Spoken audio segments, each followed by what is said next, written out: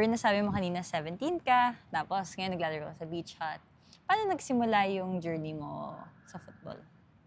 Nag-start po ako nung mag-football sa sa lugar po namin. Kumbaga, community club po siya. In-invite lang kami ng mga dating naglalaro and then nag-start kami doon na parang na-encourage din ako sumali kasi yung lahat talaga ng kuya ko naglalaro din po. Pero natigil lang din po sila talaga. And then nung naglaro po kami noon, parang doon, nag-discover ko po yung club namin noon na yung Football Club Bilibid. So, doon ako natutong maglaro, kung paano maglaro ng football sa lugar namin. Tapos, ayun po, ang dami kong naging kaibigan. Tapos naging masaya ako talaga sa kanya kasi parang ang saya lang pag naglalaro ako kasi feeling ko dito ako magaling, gano'n. Kaya parang gusto ko lang talaga maglaro nung bata po ako. Doon ako nag-start sa community club po namin sa lugar namin. Ano yung mga earlier memories mo ng football? Kasi sabi mo kanina parang doon ka talaga nag-enjoy, diba? Ano yung mga masayang memories? Yung siguro po yung every time na magte-training kami, tapos maglalakad lang kami papunta dun sa training namin na, tapos maglalaro lang kami, mantitrip kami ng mga kaibigan ko habang naglalakad. Tapos yung Okay. magte-training kaming naulan. Tapos yung field po nun, parang natural field lang siya. So parang yung putek, yung parang gusto mo talaga yung ganun. Ayun po yung pinaka-memories sa akin. And then yung, siguro po yung mas tumatak din sa akin no, nung pag naglalaro kami. Tapos nasali kami ng competition and then natatalo kami.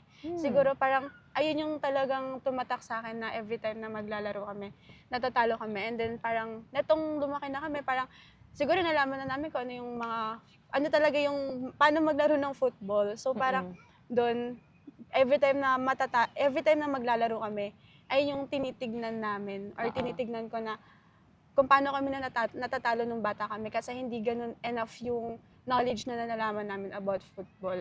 Tas yung mga nakakalaban namin, like, yun nga po yung mga Kaya FC sa ACC pala, nung ACC po doon. Parang doon namin medyo nakakalaban. So, iba yung level ng football nila nun sa football namin. Oo. So parang bumukas din yung mundo mo kung ano yung next level din ng football, kung paano, pati parang marami kang experience sa sport, sa football na, okay, nanalo, masaya, pero natatalo din. So, masasabi mo ba isa yun sa mga challenges din sa paglaki mo, sa part siya ng journey mo? Opo. Kasi, every time talaga po na may nangyayari sa akin or may ginagawa ako, lagi ko nilulook back yung mga nangyayari sa akin dati. So parang doon, mas nakikita ko yung sarili ko na kailangan ko talagang mag-grow or mas gumaling pa ako sa laro at mas makilala ko pa yung sarili ko kung saan ako pwedeng mas maging magaling pa. Ganun. Parang ayun po talaga yung inaano ko din po. Parang yun yung mga pinanghahawakan mo, yung learning. Galing. Paano mo nasimulan yun? Ano yung natural ba yun sa'yo? May nagturo ba sa'yo nun?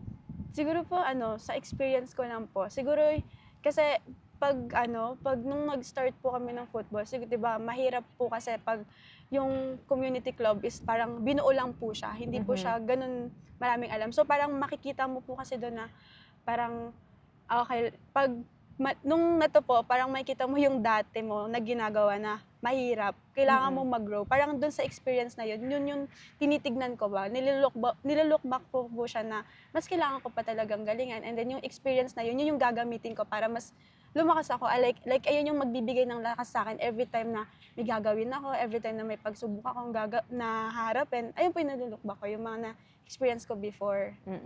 Parang yun yung pinanghahawakan mo din. And ang ganda nun na yun yung parang narinig ko, yun yung nagpapalakas din sa'yo pag may mga challenges. So look, yung mga narinig ko din na challenges na outline mo, di ba? Yung next level, yung maybe gap sa knowledge, meron pa bang mga challenges na siguro na-face ka habang nag-journey ka sa pagiging footballer sa simula? Or kahit hanggang ngayon? Neto po, siguro netong nung sa father ko.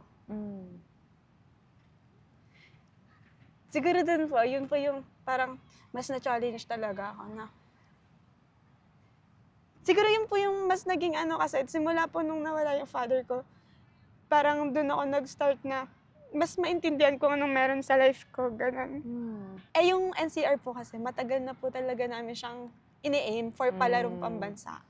So parang kami, in-aim talaga namin. So, quarterfinals po nun, nanalo po kami. Natalo po namin yung tumalo sa amin last year. So, parang kami, tuwan-tuwa kami that day. And then, Mm. after nun, parang biglang, nagtumawag yung kapatid ko na si Papa nasa hospital and then biglang Mm. wala na daw si Papa. Mm. Tapos sabay parang, ayun, tapos doon, nag-reflect ako sa sarili ko noon na parang mas kailangan ko talagang galingan. Kasi may sinabi siya na isang word na yun na yung nagpapalakas sa akin na parang galingan mo lagi sa laro mo. So parang ayun na yung hinuhold back ko na galingan ko daw, sabi ni Papa. Umano talaga, tumatak talaga sa akin yun. Kasi nag-champion po kami and then nakuha ko pa yung best defender. So parang dun talaga na ano yung sarili ko na kailangan ko talaga galingan dito. And then parang ayun na yung nagbigay din ng lakas ng loob sa akin na mas intindihin ko pa kung ano yung mga nangyayari sa buhay ko. Well, first of all, salamat sa pag-share. And I'm sure proud siya sa'yo. At talagang ginalingan mo. Yung, I'm sure beyond the medal, the championship, yung best defender, yung act lang na nagpatuloy ka, yung effort na yon, yun talaga yung masasabing strength. At I'm sure dun siya din proud sa'yo. Paano ka nagsimula sa beach hut? Nung 2023 po, nag-start po talaga kami Pamplona. And then si Coach JM po, kung kilala niyo po si Coach JM, siya po yung sa amin na mag-try out kami sa beach hut. Isang team po kasi kami, 7 po kami. So, dinala po kami ni Coach JM sa beach hut doon. Sabi niya mag-try out lang daw po kami. And then, sabi niya po kasi puro girls lang doon. So, parang welcome talaga kami doon. Tapos, nag-start po kami doon. Ayun na po. E di, naglaro na po kami noon, nag-try out. Nung start po talaga nung nag-try out po kami noon, nahiya po kami. Siyempre, iba po yung community nila. Like, siyempre, hindi naman po sa parang, iba yung language nila, yung salita nila. More on English talaga. Tapos kami parang pure Tagalog lang to eh.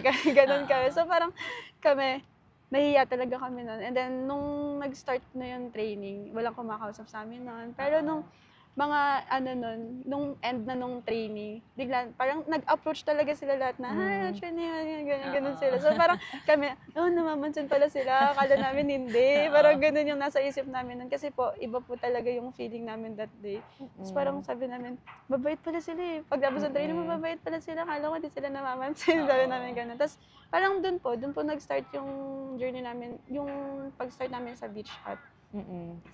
Nung 2023 po na in-invite po kami ni Coach JM. Paano mo madedescribe yung journey mo from the time you started, tapos ngayon na, di ba, 2026, part ka ng team, isa ka sa mga talagang members na ng team ngayon?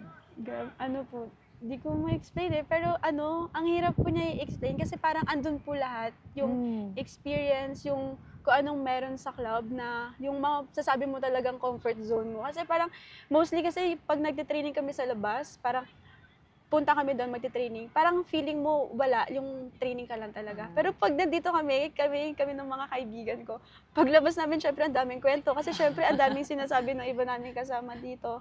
Every time na magti-training, nakikipagkwentuhan sila. So parang yung saya, siguro po, yung word na masasabi ko, yung happy, yung club na to, and then yung masaya ka lang talaga, and then yung nagiging comfort zone mo lang tong club na to pag every time na kahit pagod ka, gusto mo talagang maglaro kahit hindi na kayo nakatawa, maglalaro ko, beach hut yan eh. Parang ganun po yung feeling ko lagi every time na may mga tournament or training po kami. Ano yung pinaka na-enjoy mo sa pagiging parte ng beach hut?